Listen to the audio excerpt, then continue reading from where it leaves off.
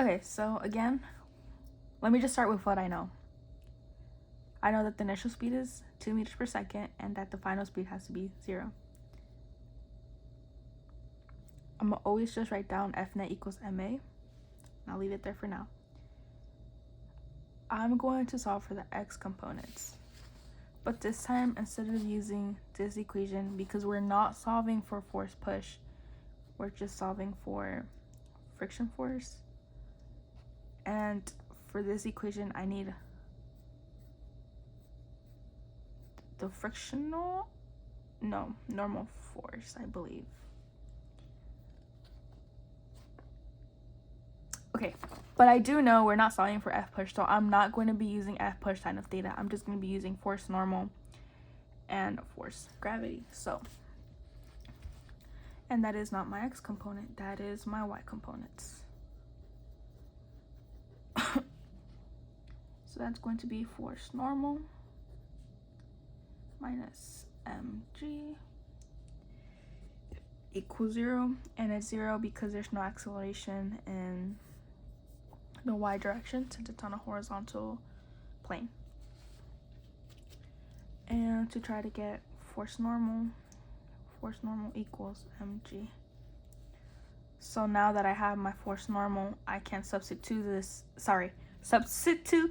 in here. So now my force will equal U kinetic and m times g, which would be my coefficient of kinetic, which is 0.20, my mass, which is 25, and my gravity, which equals 2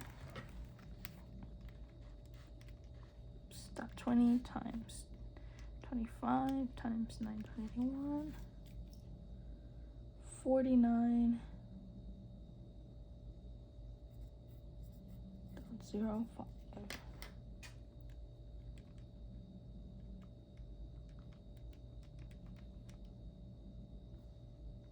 $49.05.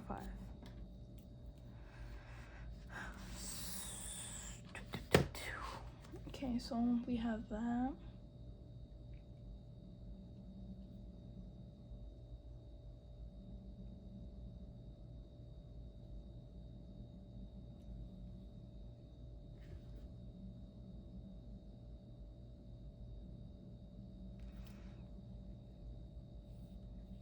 So we're gonna use another kinematic equation because it's asking for how far the distance. So for that,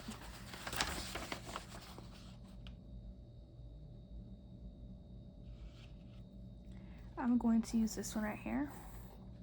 So I'm gonna just write that equation down.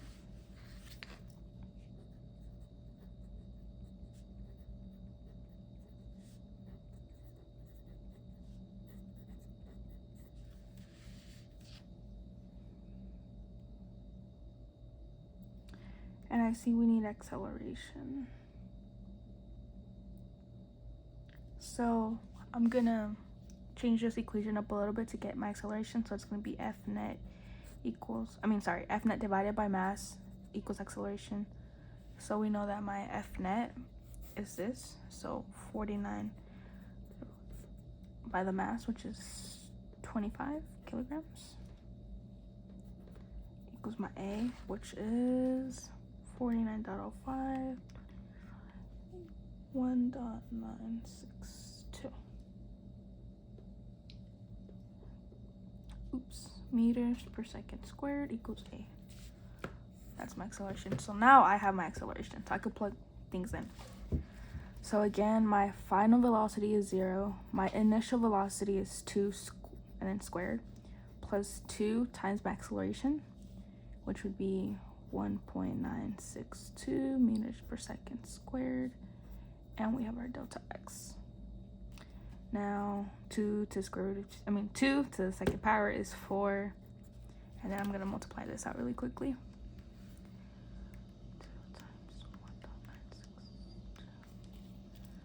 3.924 delta x, and these are together because these are being multiplied, so I'm gonna move this to this side. Minus 4.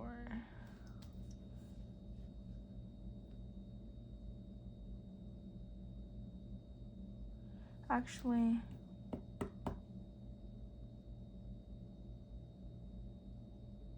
yeah, so it's gonna be -4. 3 dot.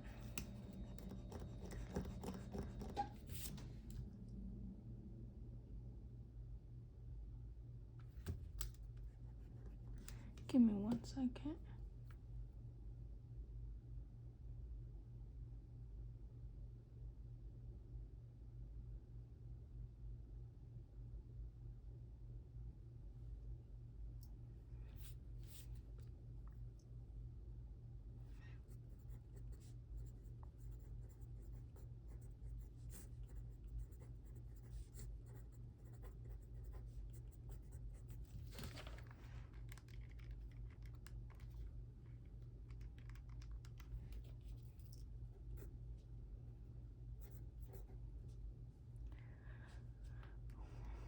And then it's not negative, so we'll switch it up to positive delta x.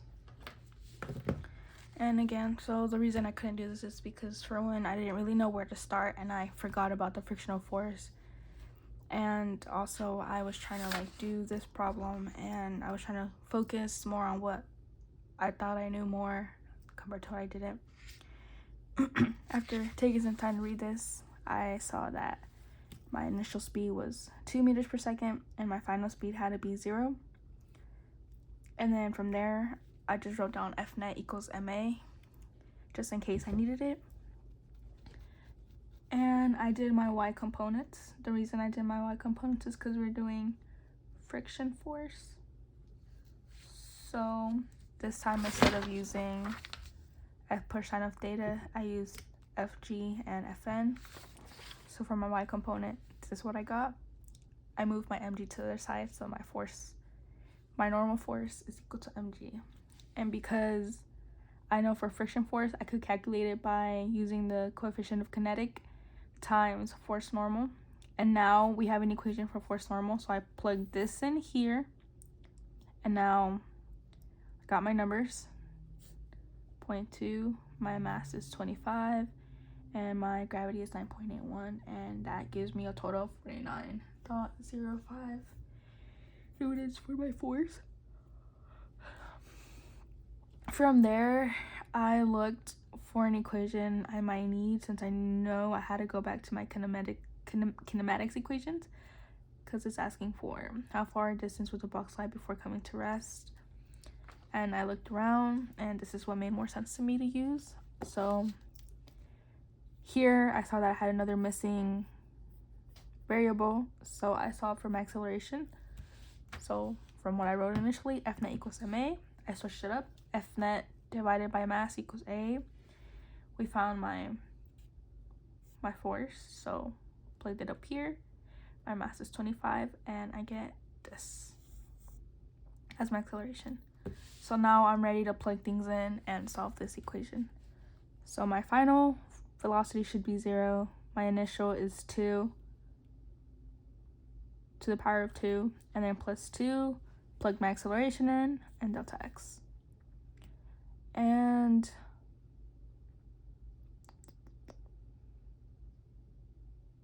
yeah, I did the math for this equals to this, and it's still times delta x. So to be able to like get rid of this and get my answer for delta x, I moved 4 to the side, -4, divided by this, and got -1.02 equals delta x. But it won't be in a negative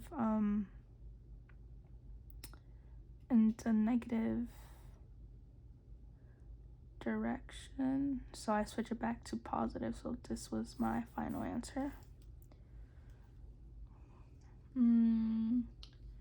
Yeah.